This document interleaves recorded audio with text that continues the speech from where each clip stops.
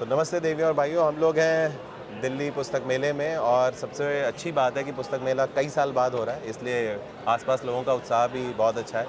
हालांकि हिंदी वाला जो हॉल है वो बहुत दूर है एंट्री के बाद से, लेकिन फिर भी लोग बहुत पहुंच रहे हैं, मैं तब देख भी रहा बहुत हूँ। भीड़ है। और पिछली बार हम लोग लगभग 3-4 साल पहले 3 हम साल मिले थे। तो आप मेरे को बताइए बुक फेयर का, क्योंकि मैं तो एज अ लेखक बनने के बाद पहली बार बुक फेयर आया, उससे पहले मैं नहीं आया, बट आपकी कुछ ऐसी मेमोरी है क्या, किस तरीके का है? हमारी तो बड़ी दिलचस्प मेमोरी है, मेरे भैया और मैं।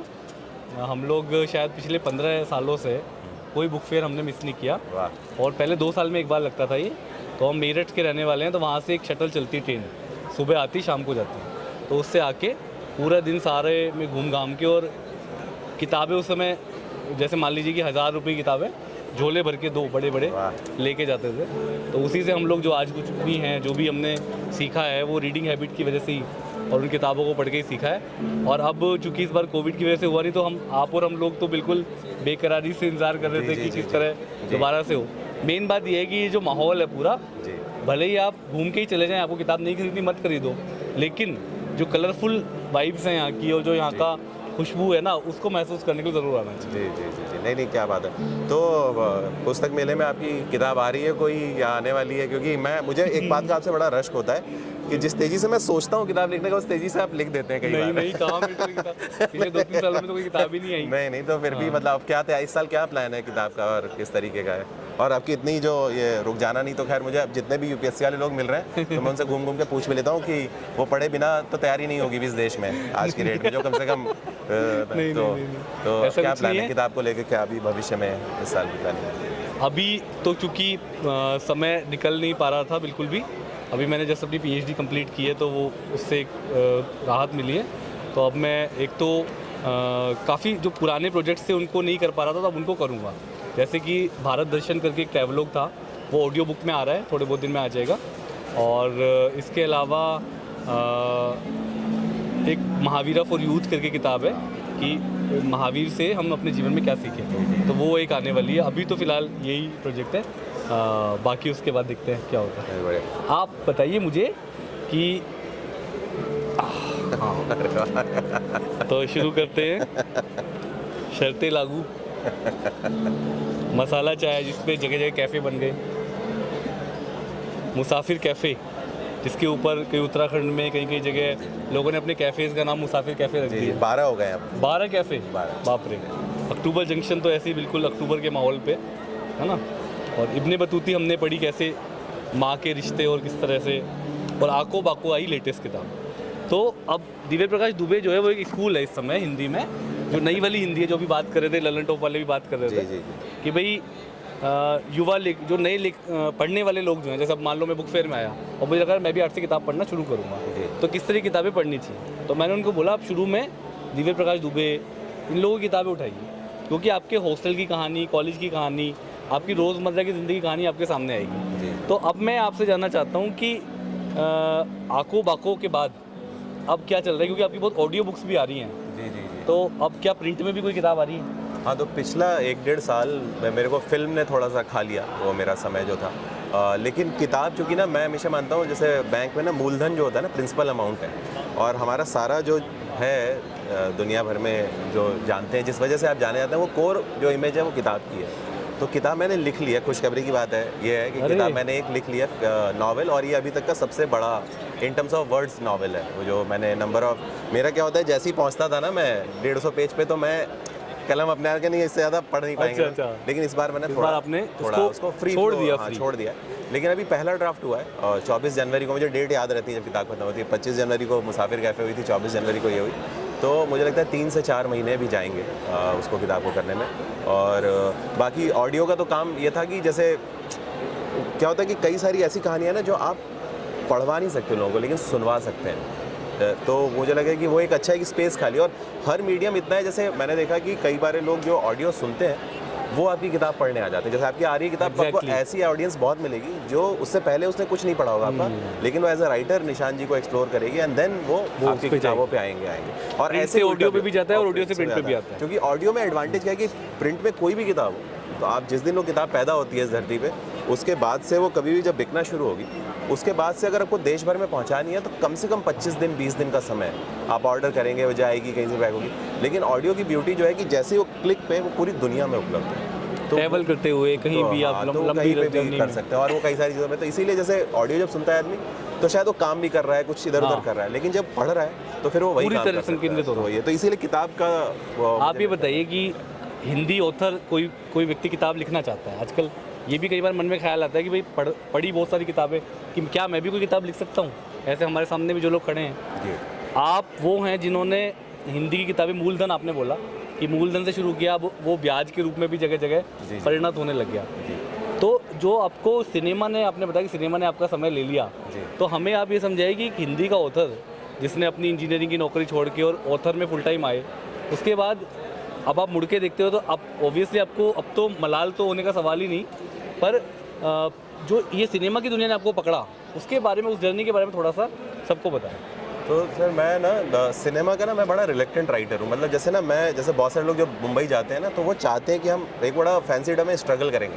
मैं कभी स्ट्रगल नहीं करना चाहता था वैसा कि नहीं मैं फिल्म के लिए स्ट्रगल कर रहा हूँ। मेरे पास जो फिल्में आई ना वो अपने आप आई, और मैं बहुत सारे, मैं चूँकि पब्लिकली वैसे नहीं बता सकता, बट मैंने कई सारे प्रोडक्शन हाउस से पैसा लेके भी उनको रिटर्न किया है कि मैं नहीं लिख पाऊंगा। हाँ, क्योंकि ना मुझे लगा कि ये मेरे जैसा नहीं है। पर PS1 में तो कमाल ही कर दिया। नहीं सर, इसीलिए तो रुका रहा ना मैं। वो स्लॉग ओवर का वेट कर रहा था मैं। यानी कि प्रोडक्शन हाउस दिव्य प्रकाश दुबे से लिखवाना चाहते हैं, पर दिव्य प्रकाश दुबे का भी मैं जो अच्छे से कर पाऊंगा, हाँ, नहीं, इसमें मैं न्याय कर पाऊंगा, मैं तो वही काम दूंगा। और सर एक चीज़ और है, अच्छे से के अलावा क्या होता है, जो टीम आपके साथ काम करती है ना, तो जैसे जो मनी सर की टीम है वो पूरी, वो इतने सही है। जैसे मैं आपको जो बताता हूँ, टैलेंट को समझे, अपनी बात को समझे, और वो बहुत, आप जब उनके ऑफिस में घुसते हो ना चेन्नई में, तो जो ऑफिस बॉय है जो आपको चाय पिलाता है, जो ड्राइवर है ना, और ऐसा नहीं हिंदी, वो जितनी भी लैंग्वेजेस के लोग आ रहे हैं वो जिस रिस्पेक्ट से, इनफैक्ट सुपरस्टार्स जब है जहाँ आपको, तो आपको लगता है कि आप हिंदी का लेखक या जहाँ लेखक ऑथर को ऑथर जैसा सम्मान मिले। जी, तो हम लोग तो उसके लिए पैसे का तो सर नुकसान होना ही है। क्या बात।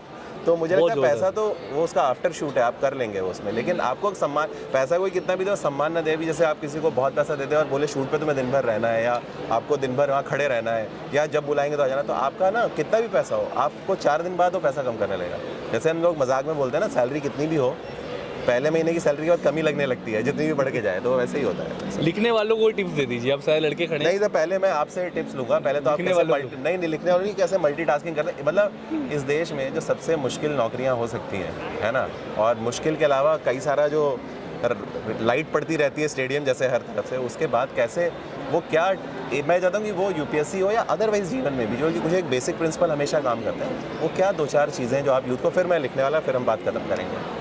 मुझे लगता है कि हर व्यक्ति जो है, आपको बड़ी पसंद आएगी ये बात, कि हम में से जितने भी लोग हैं ना, हम सब कहीं ना कहीं अपने खुद के बचपन के गुलाम हैं। हाँ, जैसे एक किताब है मेरा बचपन मेरे कंधों पर, एक विद्वान ने लिखी। जी जी जी। तो हमारा जो बचपन जैसा भी बीता, हमारा जो नॉस्टैल्जिया है, वो हमारा पीछा हमारे मरते दम तक नहीं छोड़ेगा। मेरा बचपन था तो वो, उसमें मैंने किताबें पढ़ी हैं। जी जी। तो मेरे बचपन में मैंने जो भी थे परेशानियाँ, उनके बीच में रह कर के संघर्ष का रास्ता बना के एक स्टेप बाय स्टेप आगे बढ़ा हूँ। तो वो जो मेहनत करने की आदत है, ऑक्यूपाइड रहने की आदत है, और कुछ ना कुछ फ्रूटफुल गेनफुल करते रहने और एंगेज रहने की आदत है, वो शायद बचपन की वो आदत वहाँ पे पे करती है। और वो बचपन बार बार कि भाई किताबों की ओर लौटना, मान लीजिए एक बहुत टफ असाइनमेंट से मैं गुजरा, तो वो करने के जैसे ही मैं फ्री हो, फिर मैं सोचूंगा यार अब कुछ पढ़ लूँ या कुछ लिख लूँ।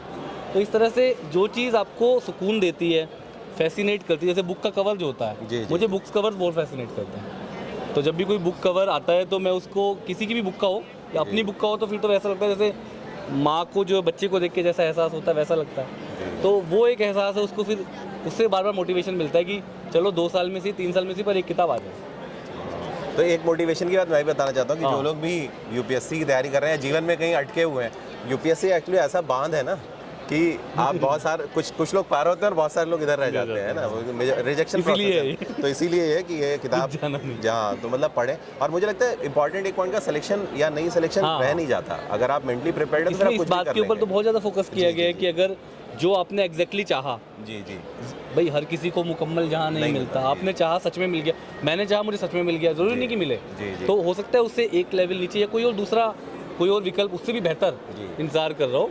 तो रुक जाना नहीं का मतलब यही है कि लगातार बढ़ते जाना है। जी जी जी जी जी जी जी। एक बात कर रहे हैं, सर 1 मिनट भैया रिकॉर्ड बात कर कर लेते हैं सर। बात कर रहे हैं। जी नहीं बहुत अच्छा है सर, इससे ही पता चल रहा है किताबों की हाँ वही, और वैसे भी उन्मुक्त माहौल है, कोई बंद कमरा तो है जी नहीं। जी जी जी जी लिखने वालों के लिए टिप्स बताइए, सर लिखने वालों के लिए तो जो पहला टिप्स है कि वो लिखना या डेफर लिखना करें। चाहने वाले तो फिर जैसे मुझे अगर कोई आप लिखने वालों के लिए बताओ, मैं कविता लिखने वालों के लिए बताऊंगा। नहीं तो जैसे अभी कोई 22 23 24 साल आपकी उम्र है और आपको ये बड़ा प्रेशर होगा कि आपको लिखनी है, लिखना तो है, हाँ। तो मुझे लगता है कि आपको नहीं लिखना चाहिए, क्योंकि जैसे वो एक मैं किस्सा सुनाता हूँ, बिथोवन के पास कोई गए, बिथोवन की 16-17 साल उम्र थी, वो म्यूज़िक बनाते थे अपना, तो एक कोई गए कि यार बताओ तुम्हारे जैसा बजाने के लिए मुझे कितना रियाज करना पड़ेगा, क्या करना पड़ेगा। तो उन्होंने कहा सर देखिए 4 साल तो आप ये तैयारी करो, 4 साल ये कर लो, फिर 4 साल ये फलानी चीज़ की प्रैक्टिस कर लो, और फिर 4 साल ये लगाओगे तो शायद इसका बेसिक।